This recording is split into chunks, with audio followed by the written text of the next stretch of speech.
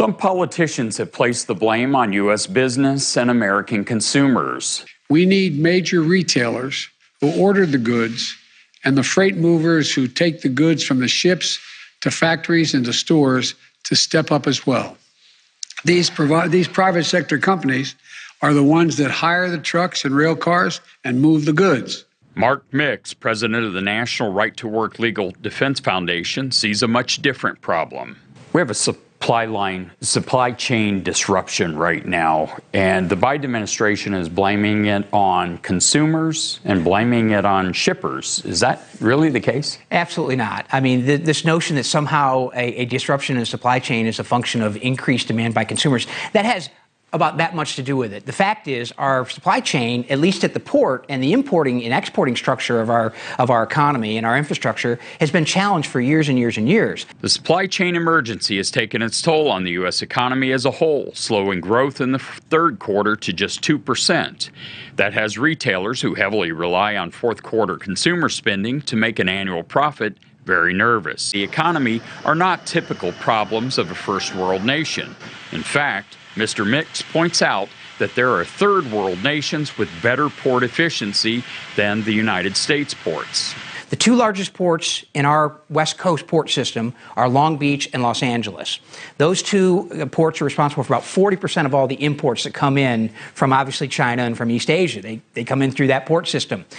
They were rated 328th and 333rd out of 350 ports as being the least efficient. The World Bank's Performance Index studied 351 global ports. It concluded that Asian ports lead the world in efficiency, and the U.S. is near the bottom. I mean, 350 is really bad. One is the best. That's Japan. 328 and 333 are the efficiency ratings of the ports that we depend on for 40% of our imports in this country. About mid-October, Biden announced his proposed solutions to the supply chain disruptions.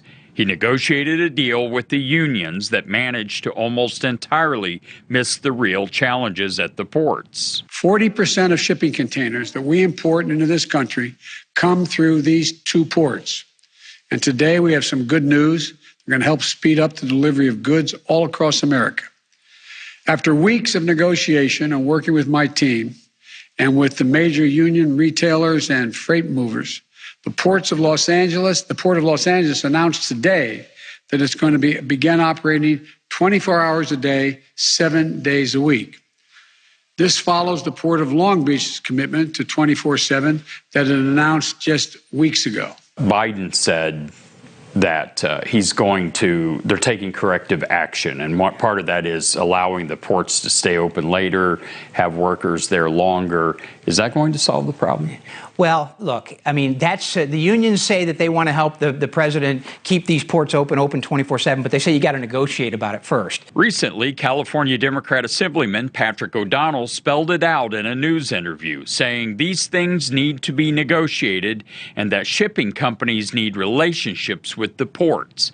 O'Donnell, who is chairman of the Assembly Select Committee on Ports and Goods Movement, declined to interview with OAN. Unsurprisingly, O'Donnell not only shares Biden's view that labor unions should be in control of the shipping ports, but also his view on who's really to blame for the crisis. I mean, the simple answer to this crisis is that people stop buying stuff. Experts say that consumer demand has little to do with the supply chain crisis. One estimate said that the actually Los Angeles port is doing less business than this year over last year. Yeah, and those numbers, they want to try to hide that from you because they want a government solution. And one of the examples of that is the so-called Build Back Better bill that Joe Biden's pushing. When OAN Investigates continues, we'll ask experts when and if the supply chain crisis will end. With California legislation AB 5 having such obvious impact on the supply chain crisis, many wonder why politicians do not take corrective action.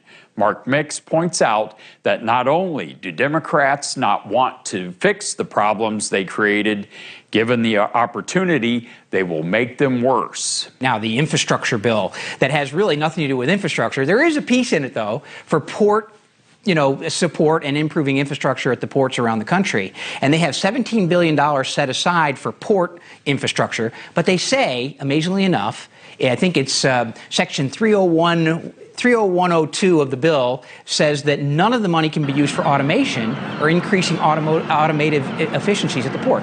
That's not a real reform at all.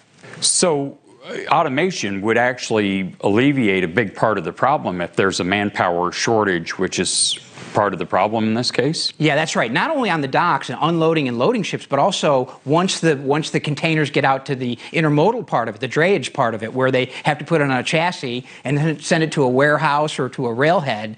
That's where the other problem is. And that's a California regulatory problem that manifests itself, interestingly enough, in a real significant union power grab. It's kind of a state-caused problem, would you say? Right.